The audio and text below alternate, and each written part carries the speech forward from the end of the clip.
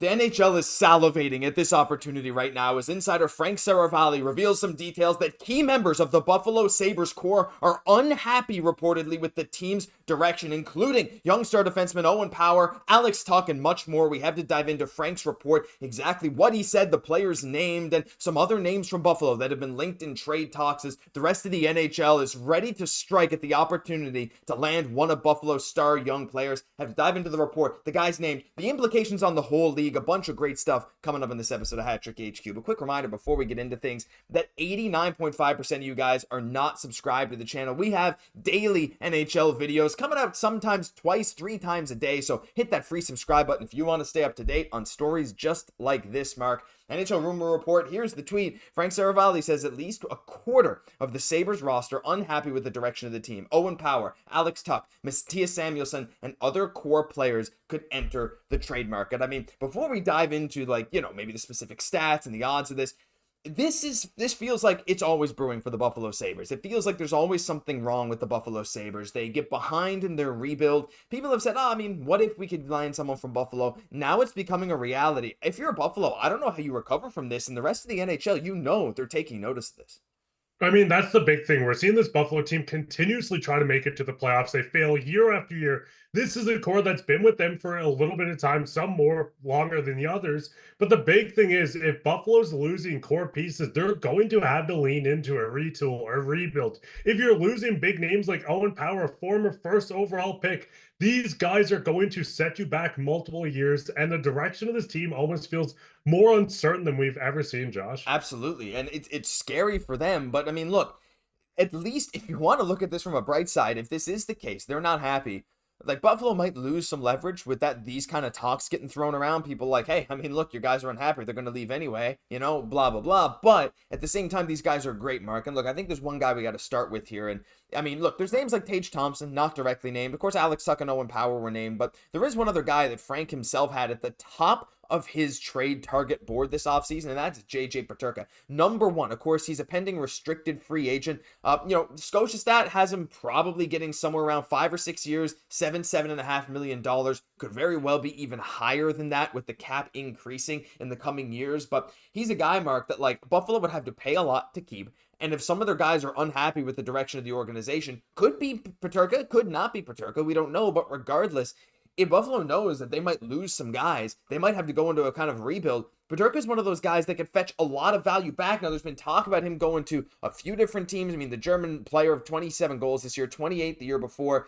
Minnesota Wild are just one of these teams. Like even Michael Russo saying, hey, if I'm the Wild and I want to trade Rossi, Peterka is one of these guys I might go for. We don't know where Peterka could end up, Mark, but he seems to be the guy that everyone's focusing in on right now. Despite not being, directly named there, he could very well be part of a quarter of that roster that's not happy.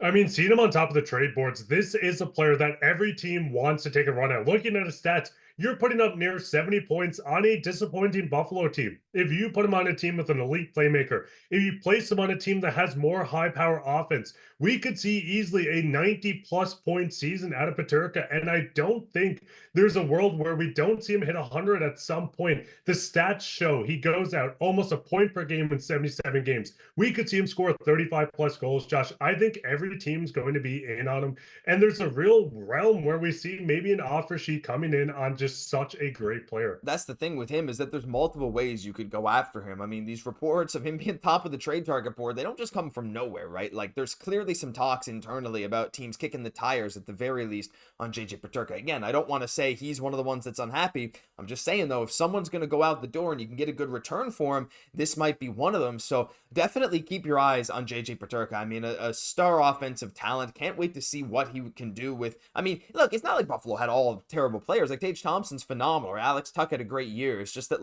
you got to wonder what he could do with some more support down the lineup and on a team with maybe some better culture, because at this point it's not looking great in terms of the direction of the team. But moving on from Peterka, we got to dive into these other names too, because some guys that were directly named, Mark, I know you teased this one earlier, but Owen Power, I mean, look, the former number 1 overall pick's locked up until 2031. He's got another 6 years on his contract at $8.35 million. Maybe he hasn't quite lived up to that amazing number 1 overall pick pedigree that you would have expected, but he's not bad by any means here. 40 points in 79 games this year. Solid defensively, 26 hits this season, which is kind of crazy. Blocked a good number of shots.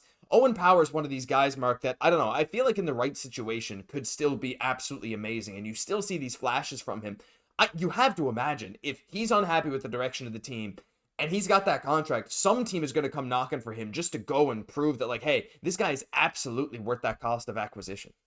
And I mean, the big thing is he's still only 22. He's going to turn 23 in the season. We see a lot of guys hit their prime at 25, 26, 27. He still has years to develop. And this Buffalo team almost feels like not a full logjam, but they have a lot of defensemen coming up. If Owen Power doesn't want to be with this team, now is the time to sell him. You sell him now instead of going into this full year. If he doesn't play well, if he stinks, then the value drops, and then you're looking at a contract of, hey, $8 million for a guy that's not performing is so much harder to move than a guy that hasn't really performed in at least going into this. So, Josh, it's going to get interesting. I think you can get a haul from this guy, but if teams are looking this in the sense of, hey, he's going to demand a trade, maybe he doesn't play up to expectations, they could play the waiting game, and maybe this is someone that people look at in next season. Yeah, that's the thing too. Like, this doesn't even necessarily mean this is going to happen within the next month. It's just that, like, the longer Buffalo holds on to these guys, the less leverage they'll have in a trade, right? Like, 'cause if Owen Power is just disinterested, I mean, he's not playing great. I mean, you never know what's going to happen. But yeah, I mean, the thing with Power, I mean, 6'6", but he's not physical. Right? Like, 26 hits this year, 40 hits is a career high. He's had over 100 block shots a couple times, so he's doing that at least. But, you maybe want that more physical edge from him. But regardless, he's got a lot of value. And I mean, the last guy I want to talk about here, we're not even going to get into Samuelsson. Like, he's another very interesting guy on a long-term contract. I don't know what Buffalo was doing signing all these left-hand shot defensemen with Darlene Power, Byram, and trading for him in the Middlestat trade, and then Samuelsson. But Alex Tuch is another guy, Mark. He is the guy to me that teams are going to be lining up out the door for, outside of a guy like Peterka or Thompson if he's available. But Tuch is expiring. That's the big thing with him. Very low commitment. Any team that's looking to try and compete next year, if Buffalo could retain, I don't know if they have retention spots. They probably do. Probably could have checked that. But regardless, $4.75 million for 1 year from Alex Tuch with that kind of production, unreal, right? 36 goals, 67 points in 82 games this year. The thing with him, he's going to demand a lot of money come next summer. He's going to be an unrestricted free agent. But if you want to get a guy for 1 year who can immediately come into any team in the league, into their top six, and be a 35 to 40 goal scorer for less than $5 million,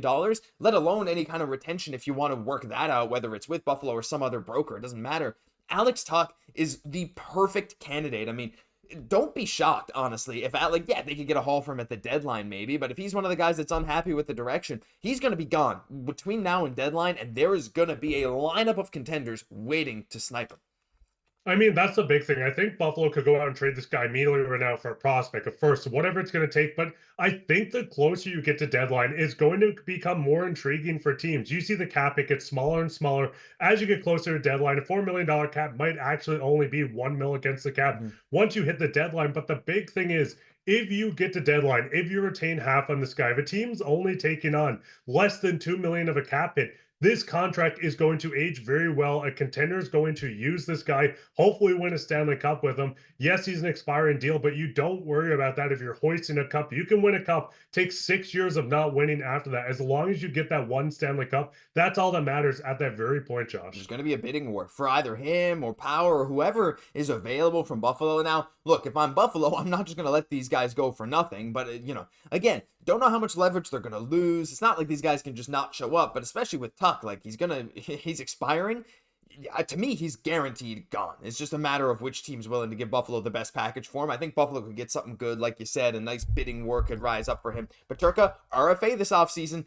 If he doesn't want to sign in Buffalo, then, an offer sheet could very well come through the door, or they'd be incentivized to trade him. Some big, very interesting stuff. But let us know what you guys think down below. I think any team, let us know your favorite team. If you want to get a chance at one of these guys, who it is, it's getting crazy in Buffalo. But listen, that'll do it for this episode of Hat Trick HQ. If you enjoyed, leave a like, comment, and subscribe to the channel. Thank you all for tuning in every single day. I'm Josh Gosse, my co-host, Mark Pye. We'll catch you in the next one.